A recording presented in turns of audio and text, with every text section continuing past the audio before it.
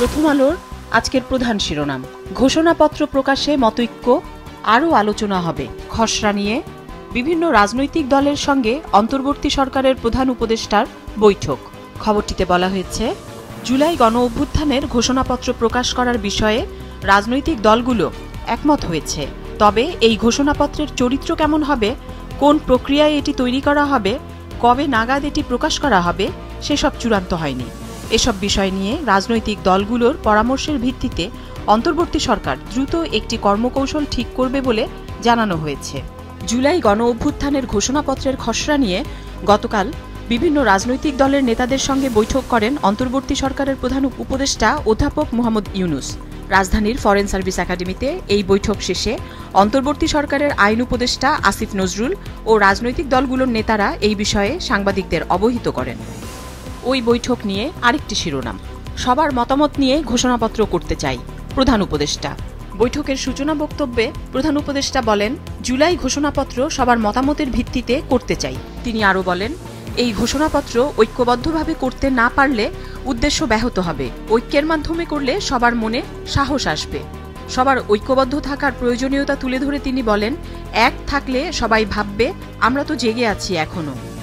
দেশের রাজনৈতিক পরিস্থিতি নিয়ে আরেকটি খবরের শিরোনাম, ক্ষমতার ভারসাম্যের সায়, মূলনীতি প্রশ্নে ভিন্নমত, বিএনপি সহ বিভিন্ন দল। খবরটিতে রয়েছে, ক্ষমতার প্রাতিষ্ঠানিক ভারসাম্য প্রতিষ্ঠায় বিএনপি সহ প্রধান রাজনৈতিক দলগুলো সংবিধানে যেই পরিবর্তনগুলো চেয়েছিল, মোটা দাগে তার অধিকাংশই স্থান পেয়েছে সরকার গঠিত কমিশনের সুপারিশে। তবে সংবিধানের মূলনীতি, সংসদের কাঠামোগত পরিবর্তন সহ সবকিছু যে রাজনৈতিক দলগুলোর চাওয়া মতো হয়েছে তা নয়। অনেক ক্ষেত্রেই দলগুলোর মূল প্রস্তাব ঠিক রেখে তার সঙ্গে আরও কিছু যুক্ত করে ক্ষমতায় ভারসাম্য প্রতিষ্ঠার পথকে আরও সুরক্ষা দেওয়ার চেষ্টা পরিলক্ষিত হয়েছে। পত্রিকাটির আরেকটি খবরের শিরোনাম, ইন্টারনেট রেস্তোরাঁ পোশাকে ভ্যাট কমানোর সিদ্ধান্ত, পিছু হটল এনবিআর।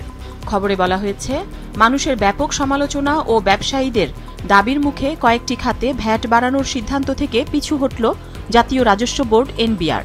মুঠোফোনে কথা বলা, ইন্টারনেট ব্যবহার সহ তথ্য প্রযুক্তি সেবার ওপর 23% সম্পূরক শুল্ক কমিয়ে আগের মতো 20% করার সিদ্ধান্ত নিয়েছে এনবিআর। একইভাবে রেস্তোরাঁর খাবারে বিলের ওপর 15%-এর পরিবর্তে আগের মতো 5% ভ্যাট আরোপের সিদ্ধান্ত নেওয়া হয়েছে। পত্রিকাটির আরেকটি শিরোনাম, জুলাই গণ অভ্যুত্থানে শহীদ 834 জনের নাম, গ্যাজেট প্রকাশ। জুলাই গণ অভ্যুত্থান 2024-এ শহীদদের তালিকা গ্যাজেট আকারে প্রকাশ করেছে সরকার। প্রথমবারের মতো প্রকাশিত এই তালিকায় 834 জন শহীদের নাম ঠিকানা স্থান পেয়েছে। বুধবার গ্যাজেটটি প্রকাশ করে মুক্তিযুদ্ধ বিষয়ক মন্ত্রণালয়। জুলাই ঘোষণাপত্র প্রণয়ন নিয়ে গতকাল অনুষ্ঠিত সর্বদলীয় বৈঠক নিয়ে সমকালের শিরোনাম, প্রশ্ন তুলেও বিএনপি রাজি জুলাই ঘোষণাপত্রে। খবরটিতে বলা হয়েছে, অভ্যুত্থানের পক্ষের শক্তির ঐক্য বজায় রেখে জুলাই ঘোষণাপত্র প্রণয়নের সিদ্ধান্ত হয়েছে। তবে ঘোষণাপত্র তৈরির দায়িত্ব কাউকে এখনও দেওয়া হয়নি। এ বিষয়ে নতুন খসড়া প্রণয়নে কমিটি গঠন করা হবে নাকি সংবিধান সংস্কার কমিশনকে দেওয়া হবে দায়িত্ব, সেই সিদ্ধান্ত নেবে সরকার। সেটাও হবে সবার মতামতের ভিত্তিতে। পত্রিকাটির আরেকটি শিরোনাম, ছাত্র জনতার মিছিলে পুলিশের লাঠিপেটা। মতিঝিলে হামলার প্রতিবাদে গতকাল বৃহস্পতিবার স্বরাষ্ট্র মন্ত্রণালয় অভিমুখে আদিবাসী ছাত্র জনতার মিছিলে বাধা দিয়েছে পুলিশ। এ সময় ইটপাটকেল ছোড়েন আন্দোলনকারীরা। তারা ব্যারিকেড ভেঙে মন্ত্রণালয়ের দিকে যাওয়ার চেষ্টা করেন।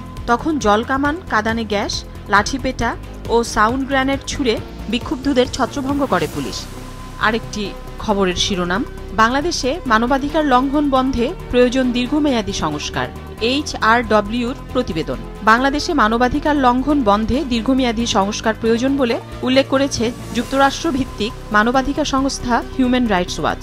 গতকাল সংস্থাটির ওয়ার্ল্ড রিপোর্ট 2025-এ এই কথা বলা হয়েছে। 546 পৃষ্ঠার প্রতিবেদনে 100টিরও বেশি দেশের মানবাধিকার পরিস্থিতি বিশ্লেষণ করা হয়েছে। যুগান্তরের একটি গুরুত্বপূর্ণ খবরের শিরোনাম, সংবিধান ও নির্বাচন ব্যবস্থা সংস্কারের সুপারিশ বাস্তবায়নে প্রয়োজন রাজনৈতিক ঐকমত্য।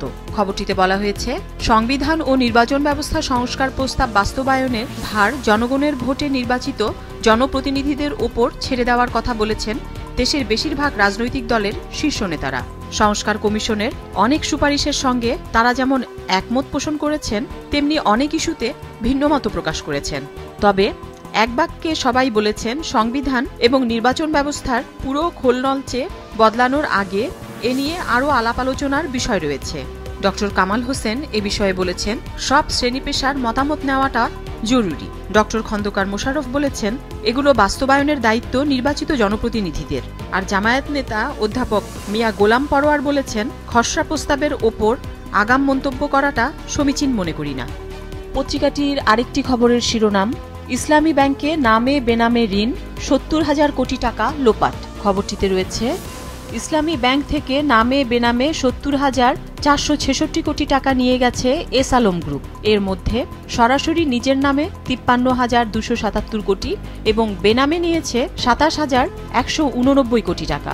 44টি প্রতিষ্ঠানের মাধ্যমে এসব টাকা বের করা হয়। কালের কণ্ঠের একটি গুরুত্বপূর্ণ খবরের শিরোনাম, বর্ধিত ভ্যাট বাতিল না হলে কারখানা বন্ধ, রাস্তায় নামব। সংবাদ সম্মেলনে ব্যবসায়ীদের হুঁশিয়ারি। সরকারকে 7 দিনের ultimatum.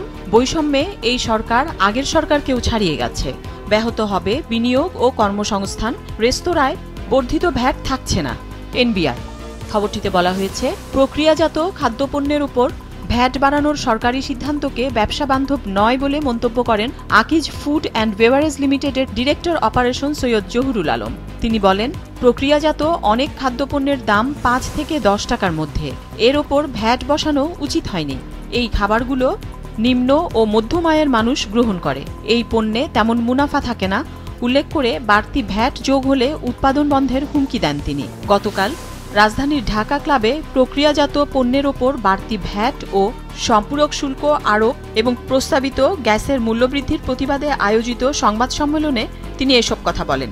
Bangladesh agro processors association এই সম্মেলনের আয়োজক ছিল। পত্রিকাটির আরেকটি গুরুত্বপূর্ণ খবরের শিরোনাম, বাংলাদেশে যত দ্রুত সম্ভব গণতন্ত্র চায় ভারত যুক্তরাষ্ট্র, ভারতে মার্কিন রাষ্ট্রদূত। খবরটিতে বলা হয়েছে, যুক্তরাষ্ট্র ও ভারত দুই দেশই যত দ্রুত সম্ভব বাংলাদেশে গণতন্ত্র দেখতে চায় বলে মন্তব্য করেছেন ভারতে নিযুক্ত মার্কিন রাষ্ট্রদূত এরিক গার্সেটি। ভারতীয় সংবাদ মাধ্যমে দেওয়া এক সাক্ষাৎকারে তিনি এমন মন্তব্য করেন। গার্সেটি বলেন, গণতন্ত্রই বাংলাদেশে নতুন অধ্যায় খুলে দিতে পারে।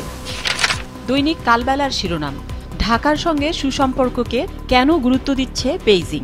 খবরটিতে বলা হয়েছে, চীনের রপ্তানিমুখী অর্থনীতির জন্য গুরুত্বপূর্ণ বাজার Bangladesh. Belt and road initiative বাস্তবায়নে কৌশলগত গুরুত্ব। বছরে চীনের রপ্তানি প্রায় $23 বিলিয়ন। বিপুল বিনিয়োগের নিরাপত্তা চায় চীন। অন্তর্বর্তী সরকারের পাশাপাশি রাজনৈতিক দলগুলোর সঙ্গেও যোগাযোগ। খবরটিতে বলা হয়েছে, বাংলাদেশে রাজনৈতিক পট পরিবর্তনের পর থেকে চীন একদিকে যেমন অন্তর্বর্তী সরকারকে সমর্থন দিয়ে আসছে, তেমনি বিএনপি, জামায়াতে ইসলামী সহ বামপন্থী রাজনৈতিক দলগুলোর সঙ্গেও যোগাযোগ বাড়িয়েছে। এর অংশ হিসেবে চীনের ক্ষমতাসীন কমিউনিস্ট পার্টির আমন্ত্রণে সাড়া দিয়ে সম্প্রতি দেশটি সফর করে এসেছেন বিএনপি, জামায়াত সহ অন্তর্বর্তী সরকারের উচ্চপদস্থ কর্মকর্তারা। এরই ধারাবাহিকতায় এবার চীনের পররাষ্ট্রমন্ত্রীর আমন্ত্রণে 20 জানুয়ারি 5 দিনের সফরে বেইজিং যাচ্ছেন অন্তর্বর্তী সরকারের পররাষ্ট্র উপদেষ্টা মোহাম্মদ তৌহিদ হোসেন। পত্রিকাটির আরেকটি খবরের শিরোনাম, টিউলিপকে দুর্নীতিবাজ ও শোষণকারী বললেন ইলন মাস্ক। খবরে বলা হয়েছে, ব্যাপক চাপের মুখে পদত্যাগ করতে বাধ্য হয়েছেন যুক্তরাষ্ট্রের সিটি মিনিস্টার টিউলিপ সিদ্দিক। বিষয়টি নিয়ে মুখ খুলেছেন বর্তমান বিশ্বের অন্যতম শীর্ষ ধনকুবের এবং বৈদ্যুতিক গাড়ি নির্মাতা প্রতিষ্ঠান টেসলার প্রধান ইলন মাস্ক। তিনি বলেছেন, ব্রিটেনের ক্ষমতাসীন লেবার পার্টির দুর্নীতিবিরোধী মন্ত্রী নিজেই একজন দুর্নীতিবাজ। গত বুধবার সোশ্যাল মিডিয়া প্ল্যাটফর্ম এক্সে দেওয়া এক পোস্টে এই মন্তব্য করেন তিনি। পত্রিকাটির আরেকটি খবরের শিরোনাম, 17 বছর পর কারামুক্ত বাবরকে বরণ করলেন হাজারো জনতা। 2007 সালে গ্রেপ্তার হওয়ার পর বিভিন্ন মামলায় তার দণ্ড হয়। এর মধ্যে 2টি মামলায় তার মৃত্যুদণ্ডাদেশ হয় এবং একটিতে দেওয়া হয় যাবজ্জীবন কারাদণ্ড। গত বছর 5 আগস্ট ছাত্র জনতার অভ্যুত্থানে আওয়ামী লীগ সরকারের পতনের পর এসব মামলার আপিল শুনানি শেষে একে একে খালাস পান তিনি। দেশ রূপান্তরের একটি গুরুত্বপূর্ণ খবরের শিরোনাম, দ্রুত নির্বাচন চায় বিদেশিরা। গতকাল WION-কে দেওয়া সাক্ষাৎকারে দিল্লির মার্কিন দূত বলেছেন, বাংলাদেশে দ্রুত নির্বাচন চায় ভারত যুক্তরাষ্ট্র। আজকের পত্রিকার শিরোনাম, রান্নার চুলা জ্বলছে না, ধুঁকছে কারখানাও। গ্যাস সংকট চরমে, দেশে দৈনিক 430 কোটি ঘনফুট গ্যাসের চাহিদা। পেট্রোবাংলা দৈনিক 270 কোটি ঘনফুট গ্যাস সরবরাহ করে। রাজধানীর বড় অংশে সারাদিন বাসাবাড়িতে গ্যাস থাকছে না। বাংলাদেশ প্রতিদিনের একটি গুরুত্বপূর্ণ খবরের শিরোনাম, দেশে HMPV আক্রান্ত নারীর মৃত্যু। খবরে বলা হয়েছে, দেশে হিউম্যান মেটানিউমো ভাইরাস আক্রান্ত সানজিদা আক্তার মারা গেছেন।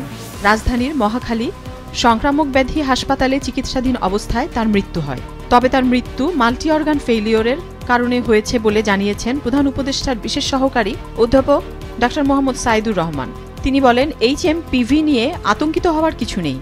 স্বাস্থ্যবিধি মেনে চললে এই ভাইরাস বিস্তার কমবে।